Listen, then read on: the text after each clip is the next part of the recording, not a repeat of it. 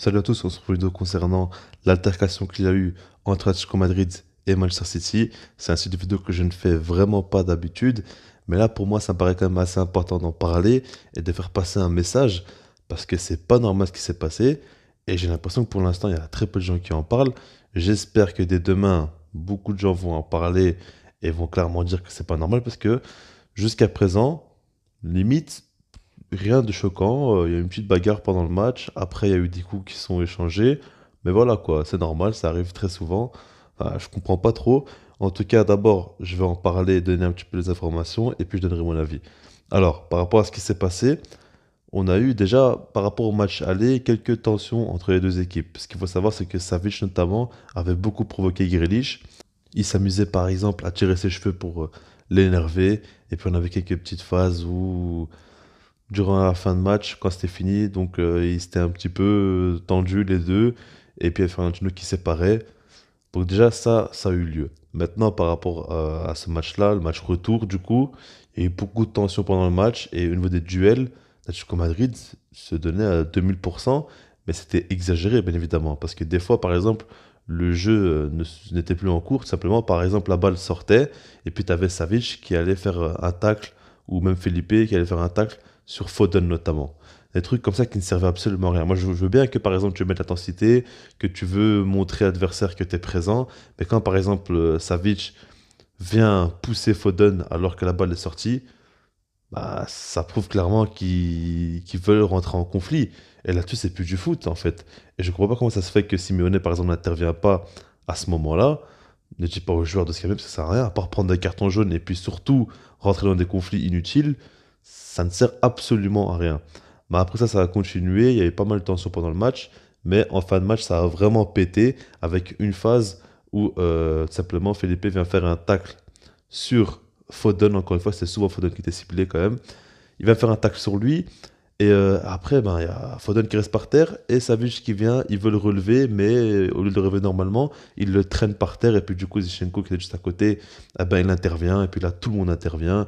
Et après, ça part un petit peu en vrille. Mais ce qu'il faut savoir, c'est qu'après le match, il y a eu encore des altercations. Il y a notamment Emmanuel Petit, donc le consultant chez RMC Sport, commentateur, qui a dit simplement qu'il a vu un échange de coups entre un adjoint de Manchester City et Savic aurait reçu une droite. Après, lui, il est au stade, donc il a très bien pu le voir.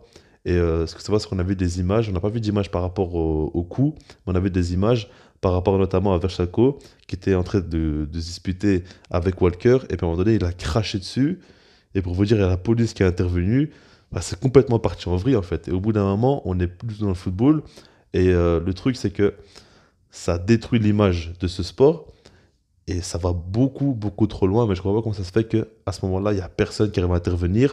Le public adhère totalement à ça. Pour vous dire, en fin de match, le public est là à applaudir les joueurs et à féliciter de leur rencontre. Alors déjà, moi je trouve que sur le terrain, ils n'ont rien proposé à Atlético Madrid en seconde période.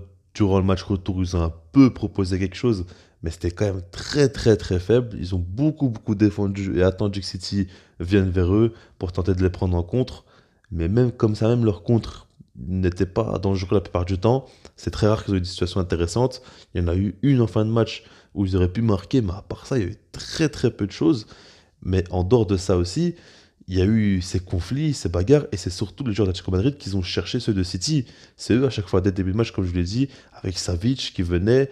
Et comme je l'ai dit aussi, je comprends que tu mettes l'impact physique, tu veux rentrer dedans dans les duels et montrer que tu es présent, mais il y a des limites, il y a des trucs à respecter, il y a des règles à respecter surtout, et c'est pas ce qu'ils ont fait, les joueurs d'Atlético Madrid.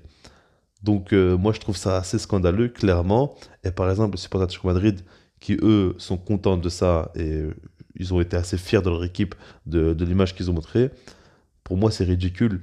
Et ce club-là est vraiment, c'est lunaire quoi ce qui se passe. Je mets pas tout le monde dans le même sac, mais par exemple Simeone, on l'a bien vu, lui, il n'était pas du tout d'accord. Il a engueulé Savic comme jamais pour lui dire de se calmer et il aimait pas ce qu'il voyait. Là-dessus, on est d'accord. Maintenant, des supporters qui sont pour, je ne comprends pas comment c'est possible. Parce que, ok, tu veux mettre l'impact physique, tu veux montrer que tu défends bien, que tu es une équipe solide, il y a du caractère, Mais il y a des limites, il y a clairement des limites. Tu veux rentrer dans des bagarres. Savic, il cherchait à tout prix, il voulait absolument se battre avec tout le monde. Il y avait plein de joueurs avec qui il s'est disputé. C'est pas un seul avec qui il a eu une altercation, non, c'est avec plein de joueurs. Felipe, quand il a eu son carton rouge, il refusait de sortir, il gueulait sur l'arbitre. L'arbitre a été catastrophique. Ce qu'il faut savoir, c'est qu'il a 37 ans, c'est un très jeune arbitre, donc pour un arbitre, 37 ans, c'est assez jeune. Et il est vu comme un espoir par rapport aux arbitres, tout simplement. Mais il a fait un match vraiment catastrophique.